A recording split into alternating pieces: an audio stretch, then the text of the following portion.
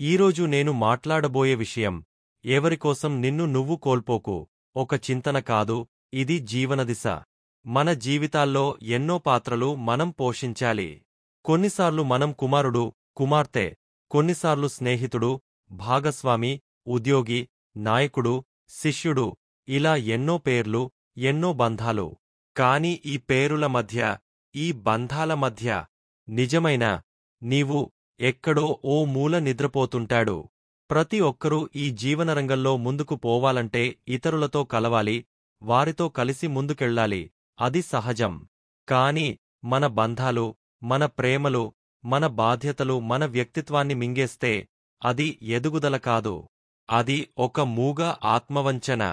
ఇక్కడే ఒక ప్రశ్న తలెత్తుతుంది. ఇతరులను సంతోషపెట్టడానికి మన కలలను వదులుకోవాలా? వారి అంగీకారానికి మన అభిరుచులను త్యాగం చేయాలా? వారి అర్హత కోసం మన విలువలను తాకట్టు పెట్టాలా? మా బంధాల కోసం, మా మనసుల కోసం మనం తలవంచవచ్చు, కాని తల దించకుండా. ప్రేమలో మనం మారవచ్చు, కాని తలపాగా కాదు. స్నేహం కోసం మనం ఓ కొంచెం వంపు తీయవచ్చు, కాని మన దారినే వదలకూడదు. సంబంధాలు మన జీవితంలో భాగం, కాని మన జీవితం మొత్తంగా అవి కాకూడదు. మనుషుల మనస్సులు మారతాయి. మనం ఎంత చేసినా కొన్ని సంబంధాలు నిలబడవు.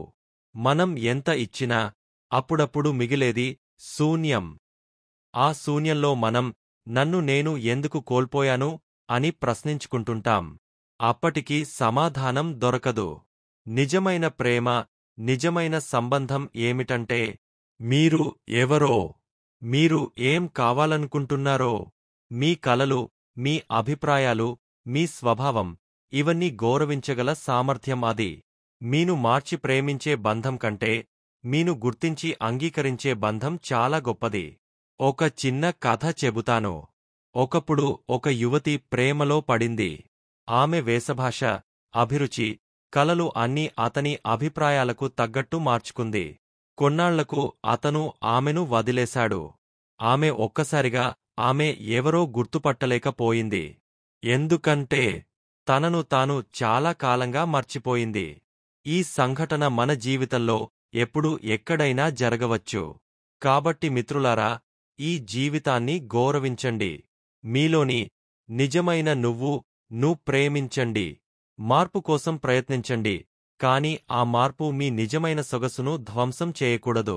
మీరు కోల్పోయిన వ్యక్తిత్వం తిరిగి పొందడానికి కొన్నిసార్లు సంవత్సరాలు పడతాయి, లేదా ఒక్కొక్కసారి ఏన్నాళ్లు రావు.